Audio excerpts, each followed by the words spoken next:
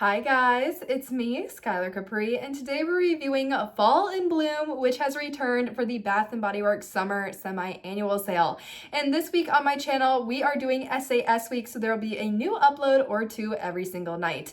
That being said, if you're returning to my channel, welcome back, and if you're new here, welcome. We do all the Bath & Body Works, especially the body care, so if that sounds like something interesting to you, make sure to hit that subscribe button, and without further ado, let's get right on into the review. All right, you guys, so this is going to be a comprehensive review. So we're going to talk about everything related to this fragrance, the packaging, the pricing, the fragrance notes, what it smells similar to, seasonality, what I would pair with it, everything you're interested in learning about Fall in Bloom, you will know by the end of this video. Now, for those of you asking, Skylar, you didn't purchase this one. How are you giving us an accurate review? I have been in the store almost every single day this week. I've been testing it on myself. I've been going with my mom and my sister to test it on them to see if it's a skin chemistry thing. I just went to the store this morning and I have it pulled up right here as well. So you guys, I've been doing a lot of thorough testing on all of these products so that I can give the most thoughtful and comprehensive review I possibly can. Also, I know that a lot of people might buy products based off my recommendations, so I want to be honest and thoughtful with what I am putting out there, and I do feel very qualified to make these videos, as if I did not, I would not make them. Now, that being said, let's get right on into the packaging of this product. I am a little disappointed with the packaging on Fall in Bloom and Blush Cardigan. I'm not going to lie.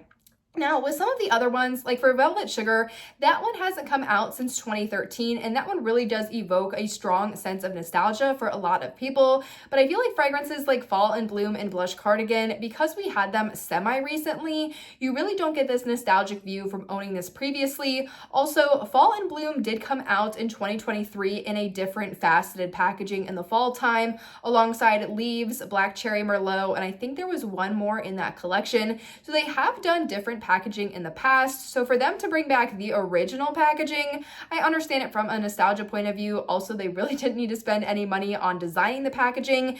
It's just not as fun for me or as exciting. As far as the packaging goes though, I feel like this is the epitome of Fall in Bloom. You have the orange, you have the fall florals. I mean, this is really Fall in Bloom. This is exactly what it should look like. So from a packaging standpoint, I am rating this one a solid 7 out of 10. I do like the packaging. There's nothing wrong with it. There's nothing that I would really change, but it's because we had this one not too long ago that I wish they would have done something a little bit different, unlike a Velvet Sugar, which didn't release, hasn't come out in so long. And it was nice to get that kind of nostalgic feeling.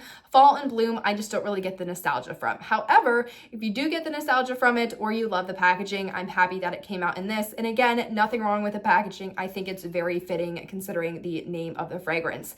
Now we're going to dive on into the fragrance, seasonality, and things I would wear with it and also compare it to. All right, you guys, so from a fragrance perspective, this one says it smells like the most beautiful fall bouquet, vibrant, warm, and sweet, and it has notes of juicy plum, wild blooms, and velvet moss. I have my little sprayer here. Let's give it a smell. This is a really nice fragrance. Now, I'm going to be honest, this was not on my wish list. This was not one that I originally considered purchasing or was super excited for.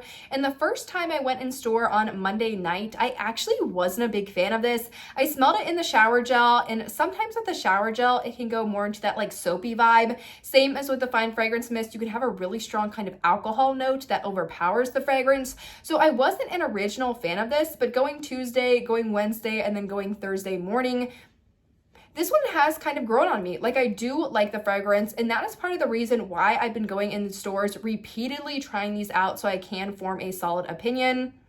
This one actually is a pleasant surprise. So getting into the fragrance notes, as far as the juicy plum goes, I wouldn't technically use the word juicy in this. When I'm thinking juicy plum, I'm thinking vampire blood. Vampire blood feels like you just took a plum that was super ripe and squeezed it and juice was running out of it. It's so strong, punchy, and fruity. I wouldn't describe this fragrance as super punchy or fruity or an overwhelmingly plum fragrance. The next note is wild blooms. And this definitely has a floral component to it. If you're not a big fan of florals, you might like this, as it's not overtly floral. It's not a really strong lily of the valley or a really strong rose fragrance. It's nothing like that, but it definitely has a strong floral component. And I would say that it is a primary note. And then the last fragrance in this is the velvet moss. There is something almost unisex about this. Like, I wouldn't consider this, when they say that it's vibrant, warm, and sweet, I wouldn't consider this like very sweet. It's nothing like Velvet Sugar. Like, Velvet Sugar is sweet. This one is more of a fresh take, but it's good. I would say this one is extremely wearable. If you don't like wearing very heavily fragranced, like super strawberry, or the chocolate amber, like super amber and chocolatey, but you do want a strong fragrance, this is something unique. It's strong, but it's not that typical perfumey smell when you hear the word perfume and you think of that almost like alcohol-y, perfumey fragrance. It's not overly sweet. It's not overly fruity. It's kind of a nice in between.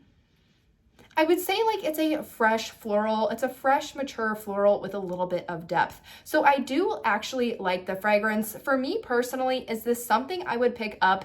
If you watch my haul video, I did get a good amount of product. I'm also really excited about the Halloween and the fall items, and I'm more excited about those than I am about this fragrance. So I won't be picking this one up, and you guys know that I like to keep a small collection, so there shouldn't be a surprise there. But overall, this one to me gets a solid 8.5 out of 10. I think it's very wearable. In terms of seasonality, although it is fall and bloom, I feel like you could really wear it whenever. I probably would prioritize this one in the fall and winter as a fall winter floral. This doesn't exactly scream summer to me, but it is a very good everyday fragrance that I feel like you could get away with wearing it to work, wearing it to school, wearing it on date night. I think this is a really nice, well-rounded fragrance, and it's unique in my collection in terms of like what I currently own. This would be a unique product in it, and I feel like a lot of people, this combines a lot of elements that people don't typically have together all in one fragrance. They can maybe make this from combining a bunch of different things, but the fact that it comes all in one fragrance at the $4.99 price point, I don't think you can beat it. So getting on into pricing, and then we're really going to wrap this video up. Fall and Bloom is currently going for $4.99, and in terms of availability, at least at my stores, this one seemed to be pretty heavily stocked, and it's also pretty heavily stocked online. Now, if you're trying to debate whether you'd like to order online or go in the store, I always recommend going in store, because that way, if there's a scent you thought you'd love, but you really don't end up loving it, you don't need to make a return trip to kind of do your return, the processing, and then find something else and do the exchange. You avoid that whole entire thing. Also, I feel like it's really important to test out the different product types, especially in the fragrance chocolate amber. We are going a little bit off topic here, but that fragrance, the Fine Fragrance Mist and the lotion, smelled nothing alike to me. And for people that like buying sets and want to know if they're all like exactly identical, I would recommend going in the store. Also, by going in the store rather than ordering online, you are saving that shipping fee. So overall, I'm giving Fall and Bloom a high rating. I think this is nice if you're looking for something every day. You don't want something super duper strong, but you definitely want to smell it. You're definitely going to smell this on you, but it's not overwhelmingly fruity. It's not like syrup, like it doesn't smell like syrupy. Like I feel like pumpkin pecan waffles is completely unwearable, how syrupy it smells. You just want something everyday, fresh, floral, but still mature and not like that rose or lily of the valley or overly floral. Fall and Bloom might be a great one for you to check out. But I hope you guys enjoyed this video. Let me know if you're going to pick this one up or you have already. Found the review helpful, and I'll see you all in my next one. Bye, guys.